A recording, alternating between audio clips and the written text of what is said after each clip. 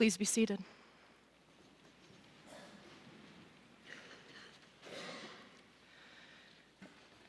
Dear Jesus, son of Joseph, congratulations on writing your first sermon and submitting it for publication here at Pulpit Press Incorporated.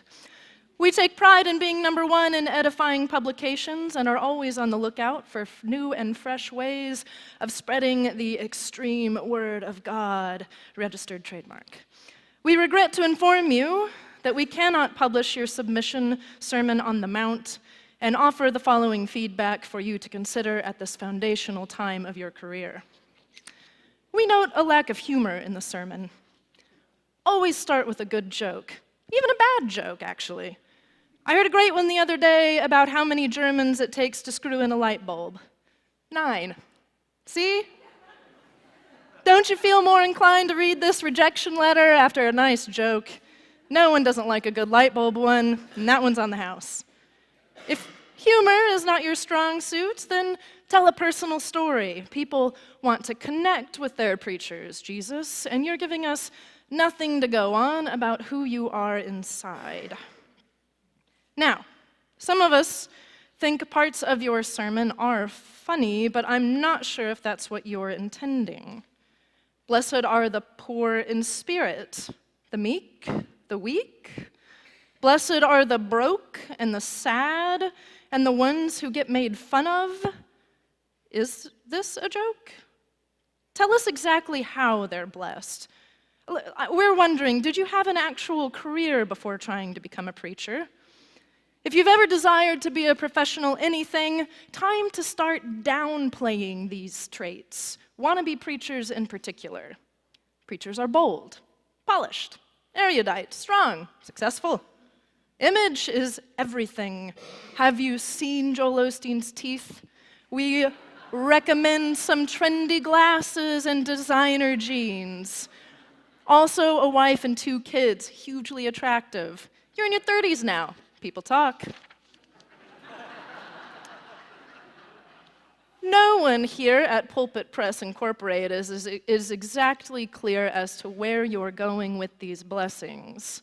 If the persecuted are blessed, what about the people who follow you who are not weak nor poor, in spirit or otherwise? We think you'll alienate a portion of your followers by blessing people who don't look like them. And it's likely they'll find someone to tell them that blessed are the successful, for it means that God favors them above all. They'll find someone to tell them that blessed are those with walls, who will never have to confront their poor and weak and meek neighbor. In our time, blessed are the straight talkers, which you ought to really work on.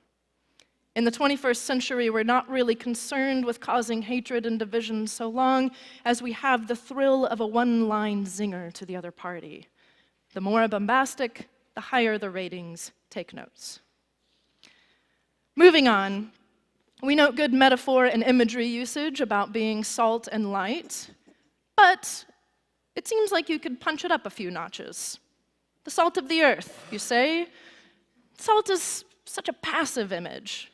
What if you were the ghost pepper instead? You are the ghost pepper to flavor the entire chili with the burn of your righteousness. That one's on the house too. And the light image, a candle, so vulnerable and limited. One candle barely illuminates the page in front of you. How about saying you're the strobe light to demand attention and eradicate any notion of mystery or darkness? This is actually our problem with the entire sermon, Jesus. You're making people think too hard. I don't get the feeling like you're actually trying to gain the most followers or console anyone at all. Your hyperbole is downright shocking. You say that you are not coming to abolish the law, which is bad enough, because people want a grace that doesn't demand anything of their time or effort or loving of their unlovable neighbor. You say you want to keep the law. And more than that keeping it is harder than we could possibly imagine. Chop off your arm if it causes you to sin. Put out your eyes if you've ever looked with desire on anyone. And you're an adulterer if you've been divorced. To cap it all off, these things are no longer going to land you a momentary punishment doled out by a council, as the law would have it. Now the punishment is an eternal one in the flames of hell. In your rendering, Jesus, no one gets out clean. No one has what it takes. Is this your point? Speaking personally and not as a representative of Pulpit Press Incorporated, I'll be honest, it sounds like the arc of the human story you're bringing us through here.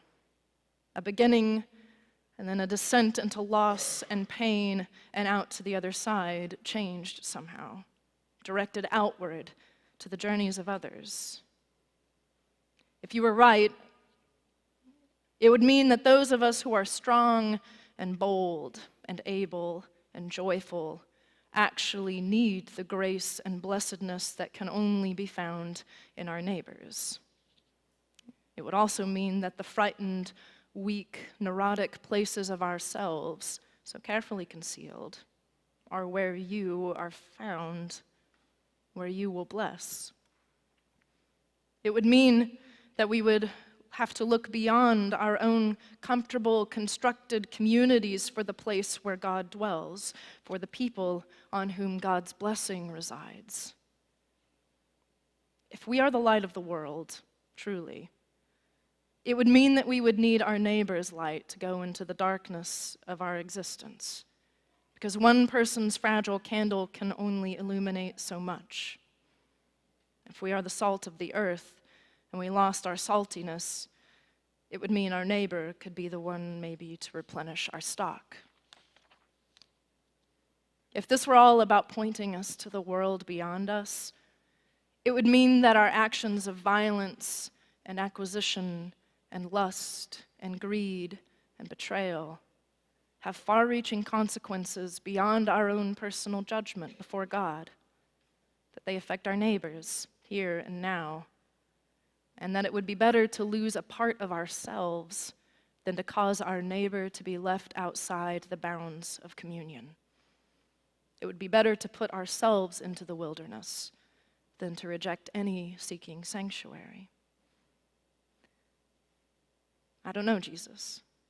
This is a hard word in an individualistic, materialistic, celebrity-fueled, anger-driven world.